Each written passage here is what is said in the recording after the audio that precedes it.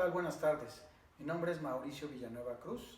Soy socio de auditoría de una firma de contadores que se llama KPMG Cárdenas Dosal. Tengo 25 años de experiencia en auditoría de entidades financieras y bueno, he colaborado con algunas universidades dando clase y en algunos colegios de contadores.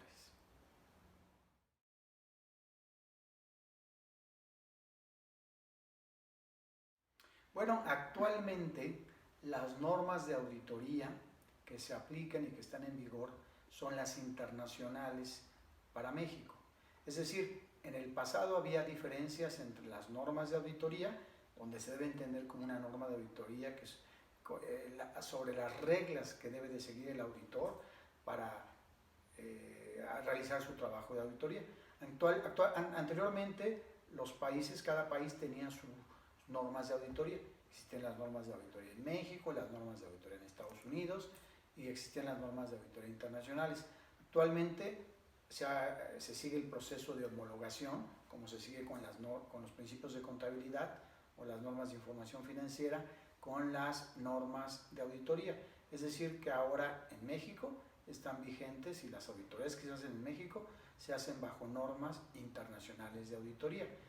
Todavía existen algunos países que son la excepción, como lo son los Estados Unidos de América. En esos países todavía mantienen sus normas de auditoría aplicables en ese país. Pero en el entorno mundial, las normas que deberían de estar cada vez siendo más difundidas y en mayor uso por los contadores que hacen auditorías son las normas internacionales de auditoría.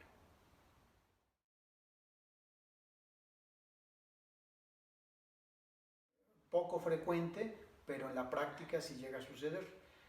Puede ser que haya alguna empresa internacional o transnacional muy grande y pida su informe de auditoría bajo las normas de contabilidad de Estados Unidos y además aplicando las normas de auditoría en Estados Unidos.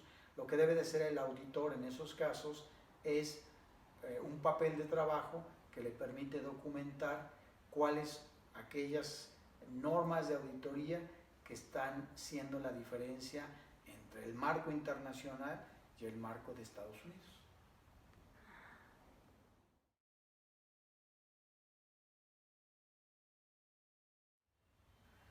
Bueno, el rol es muy importante. Yo creo que el rol del auditor independiente es un rol muy importante porque es de alguna manera el tercero que le da una mayor credibilidad a la información financiera que presenta una entidad.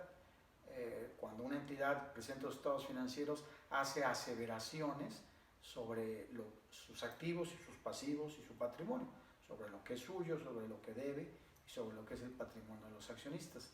Lo que hace el auditor es ver que efectivamente existan esos derechos, esas obligaciones y ese patrimonio y le da certeza, le da certidumbre a la información que publica una compañía para beneficio de una gran cantidad de personas, para beneficio de inversionistas, para beneficio de agencias gubernamentales, para beneficio de las autoridades fiscales, para beneficio de los que eventualmente pueden otorgar financiamiento para proyectos.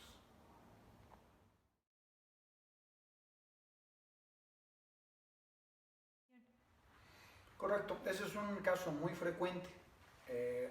La mayoría de las veces las compañías tenedoras de donde es el originario el capital, puede ser americanas, inglesas, canadienses, designan un auditor y ese auditor a través de las firmas o esa firma de auditoría, a través de las firmas que tienen los diversos países, también lleva a cabo las auditorías en esos países. Ahí depende un poco de cuáles sean los requerimientos de la oficina matriz o de la oficina matriz auditora a las oficinas donde la empresa o el cliente tiene establecimientos. Puede ser que requiera un informe formal, un informe bajo normas internacionales de auditoría, y en ese caso se deberían de utilizar las reglas de ejecución del trabajo, de medición de resultados, de alcance, que marcan las normas internacionales de auditoría. Algunas otras veces, normalmente es de acuerdo a la importancia relativa de ese país en el contexto mundial, se puede requerir no informes tan formales, sino información parcial o nada más de algunos rubros de los estados financieros.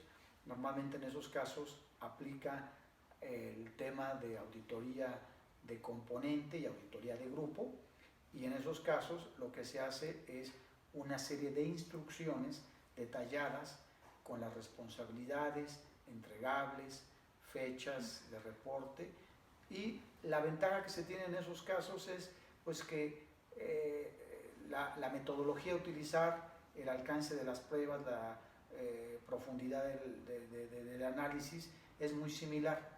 ¿Por qué? Porque las firmas de auditoras internacionales tienen manuales de auditoría que aplican mundialmente.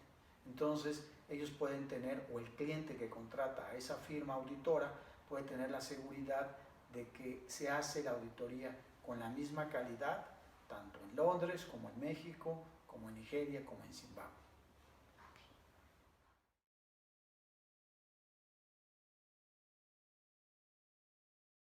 Correcto. Eso también sucede en la práctica, es menos frecuente, pero puede ser que la holding o la tenedora principal esté en un país y que en otros países las audite otra firma diferente a la que tiene la holding o la compañía tenedora. En esos casos entramos al concepto de auditor principal, ¿sí? También está contemplado en las normas.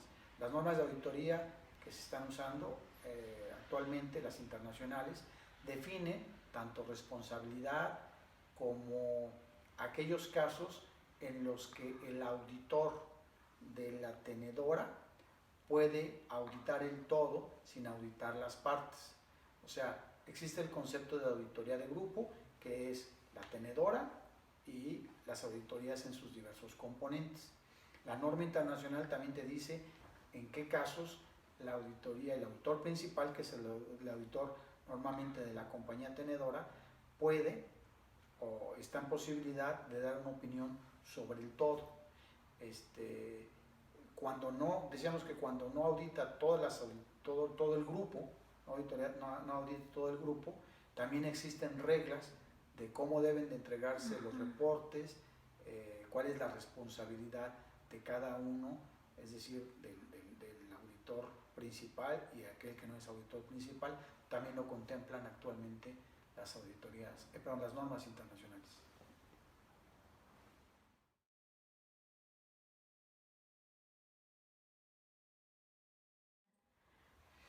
Bueno, realmente en la práctica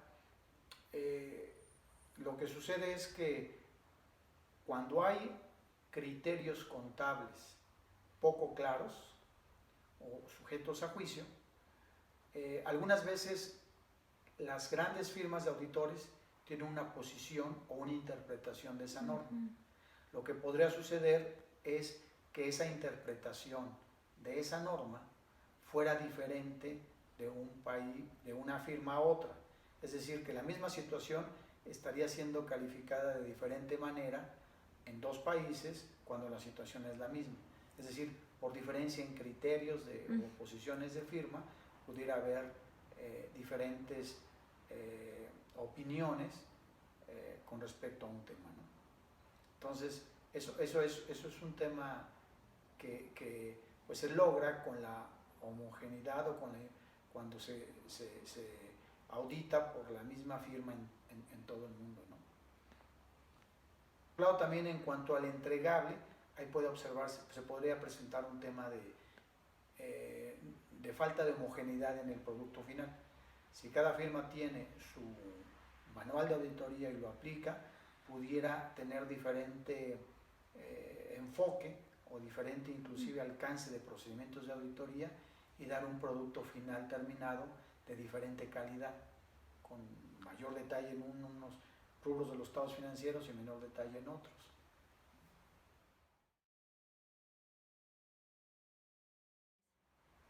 Bueno, al aplicar los estándares internacionales, lo que se está buscando precisamente es lo que pudo haber sido una falla en nuestra pregunta anterior. Es decir, al aplicar los estándares internacionales, lo que se trata o lo que se busca es lograr la consistencia en términos de la ejecución del trabajo, la interpretación de resultados y las conclusiones. Cuando no se aplica, bueno, pues hay falta de homogeneidad, ¿no? Falta de calidad, decíamos, en el producto final. Cuando se aplican las normas internacionales, lo que se pretende es lograr la misma calidad de las auditorías en cualquier país del mundo.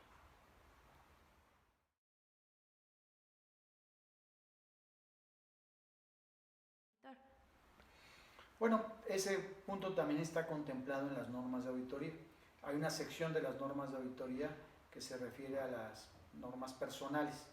Eso implica tanto las características o las habilidades técnicas y de entrenamiento profesional que debe tener el profesional que hace la auditoría, como también a la forma en la que debe de ejecutar el trabajo.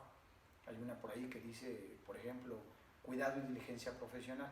Además de tener el conocimiento, te indica la forma en la que tienes que ejecutar ese trabajo de auditoría, y eso forma parte de las normas de auditoría.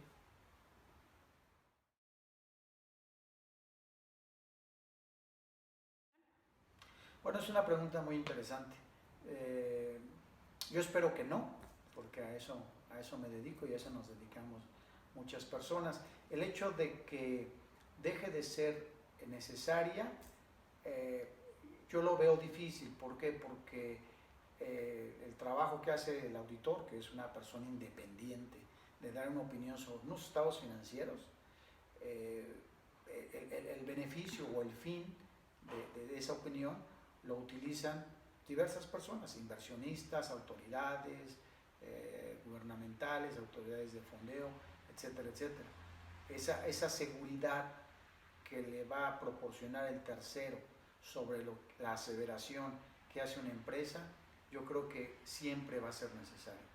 Lo que creo que puede suceder es que el auditor, usando esas tecnologías de la información, vaya modificando los procedimientos de auditoría, vaya diseñando diferentes procedimientos de auditoría que le permitan hacer más eficiente su auditoría. Ante grandes volúmenes, hay entidades que manejan un volumen impresionante de transacciones.